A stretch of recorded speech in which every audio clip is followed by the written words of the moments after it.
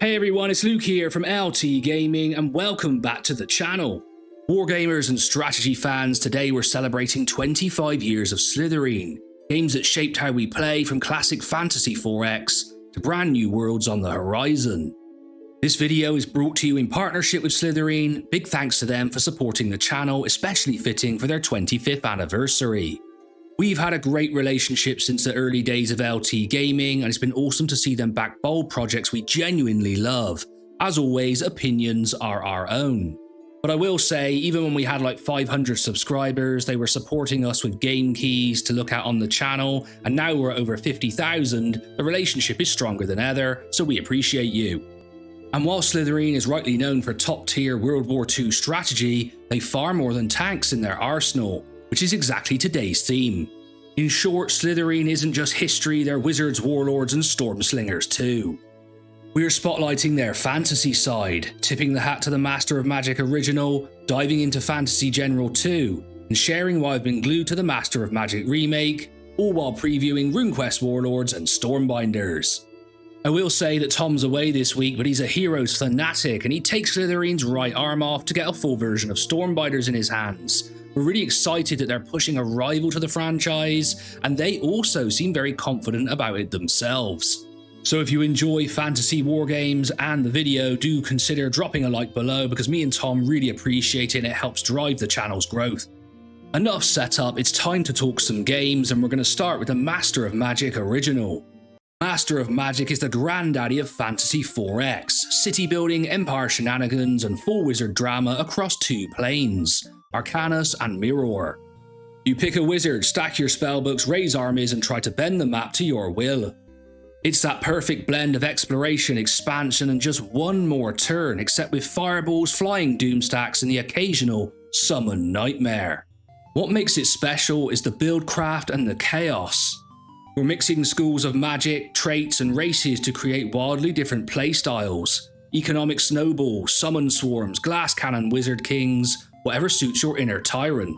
The best stories in this game are emergent, a single hero getting out of hand, a mid-game global spell flipping a losing war, or a cheeky plane shift that turns a stalemate into a stomp. It's messy in the best way, and that's why it's still going strong today. Why play it today? Well, because few games still offer this much freedom to break the rules, and you can watch the campaign reshape around you. It's fast to pick up, endlessly replayable, and a genuine piece of strategy history that still sings in 2025. And yes, despite being a classic, it's easy to grab on Steam. I got it running no problems on my system, so if you've never cast your first City Scorching Fireball, this is the perfect time. The Master of Magic Remake from 2022 brings the classic Fantasy 4X forward without losing its soul. You're still the robe-wearing menace, picking a wizard, mixing spellbooks, growing cities and hopping between Arcanus and Mirror, but now it's wrapped in a cleaner UI, clearer tooltips, a modern quality of life that trims the friction without trimming the fun. What makes it click is the sandbox buildcraft and the way systems braid together, spell research that shapes your strategy, race and trait picks that actually matter, and battles where a single clever cast can swing a war. The setup of this game is absolutely brilliant. There's so many options and custom abilities, the number of races you can also play as, the combinations of wizards. It genuinely shocked me when I replayed this. It's got that same wild, make your own broken thing energy, just easier to parse and faster to play turn to turn. I'll be honest here, coming back to this really surprised me. It's a joy of a game and I can't wait to continue playing it after this video. I'm also playing it on my Lenovo Legion Go downstairs in the evenings, and honestly, just a really chill overall experience, but there's a huge amount of depth here under the hood. On the surface, it looks like a simple Fantasy 4X compared to some heavyweight competitors, but as I said, under the hood there's a lot going on. The combinations of spells and the number of viable strategies are genuinely staggering once you realize how to use them. The classic presentation actually helps, it keeps the noise down so the decisions shine. You're making concrete calls, dropping a global enchantment the turn before a big push, or plane shifting around a stalemate to crack an exposed city. So why play it today? Because it delivers that old school freedom with modern comfort. It's also been improved since launch with updates that smooth edges and sharpen balance, and the DLC adds that real richness to the game's flavour. It's quick to learn, endlessly tinkerable, and perfect if you want a strategic sandbox that respects your time. And yes, the remake is available on Steam, so if you've ever wanted to write your own wizardly power fantasy, this is a great place to start. And like I said, despite this being a sponsored video, this was a gem of a find for me again. I'm going to be playing it long after this is finished.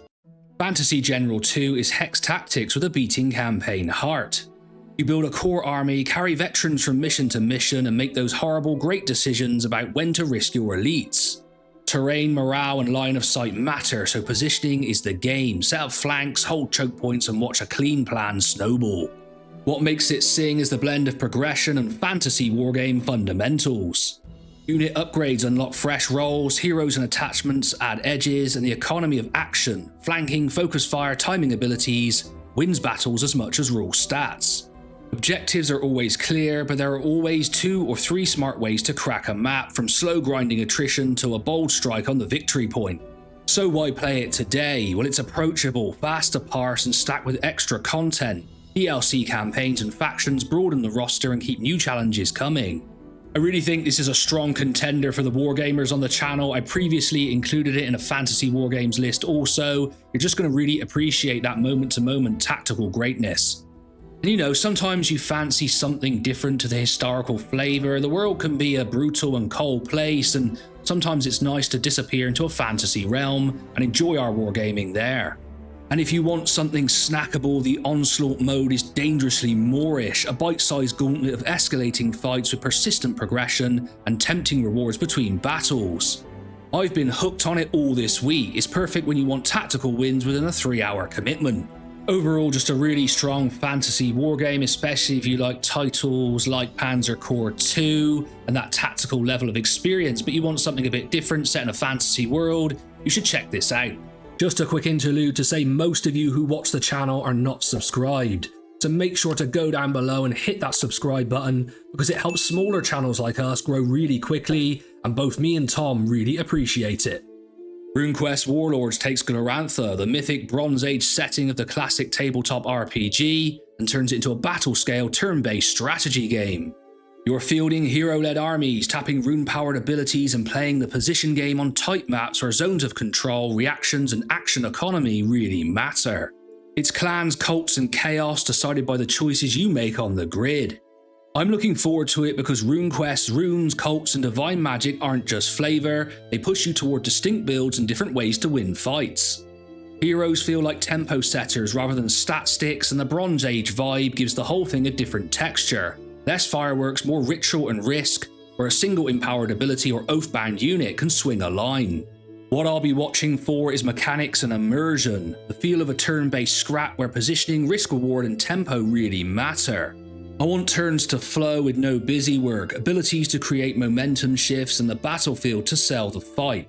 Clear impact, reactions that bite, and that rising one more turn tension, and so far it seems to be delivering. Then it's going to be the big two, AI tempo and campaign variety, new objectives, map twists, and escalating stakes rather than just thicker stat bars. Nail those and this becomes a tactics game we slot between our bigger 4x runs.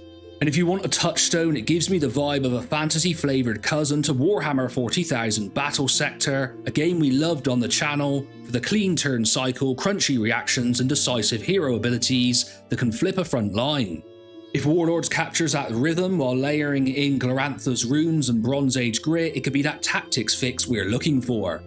Make sure to check out the link to the game in the description below and wishlist it today and keep an eye on its development. Stormbinders is a turn-based fantasy strategy with that adventure on the map, tactics on the board, rhythm that we love. You lead a hero across a ravaged world, gather resources, upgrade your stronghold, recruit a bespoke army, and then drop into tight hex battles where positioning and spell timing decide the day. The hook is the setting, a land torn by chaotic magic storms with factions and heroes trying to bend the chaos to their will. It's chasing a very specific vibe. Roaming the world to snag juicy pickups, flag key resource nodes, roll back to town for upgrades, then ride out for the next fight, while keeping the battles readable and punchy.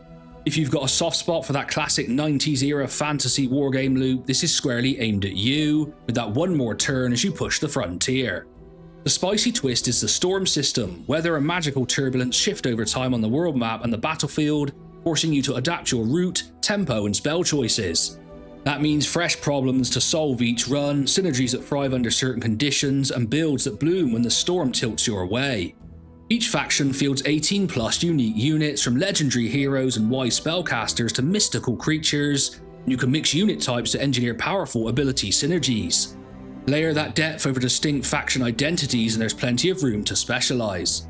What I'll be watching is, does the map battle handoff feel silky, are the spells and hero perks impactful without becoming spammy, and do the storms create real tactical pivots rather than random chaos? Though sometimes random chaos in these sort of strategy games can be fun also. Nail those and this could be the modern take on that classic formula, familiar in all the right ways but with a new weather-driven brain to keep runs fresh. It certainly looks like it's aiming for that classic hero's energy, and we're absolutely delighted that Slitherine are bringing us an alternative to that franchise in the modern day. If you're interested, make sure to wishlist it. I'll leave a link to the game in the description below and show your support for what looks like a really great new title. Huge thanks to Slitherine for partnering with us on their 25th anniversary and for backing the kind of strategy we love to cover. If you enjoyed this, check out all the games we talked about today: Master of Magic Classic, Fantasy General 2, the Master of Magic Remake, plus previews for RuneQuest Warlords and Stormbinders, and tell me which one you want a deeper dive on next. I'll be playing more Master of Magic next week, so drop your wizard builds in the comments, and if you had fun, hit like and subscribe. I'm Luke, and I'll catch you on the next one.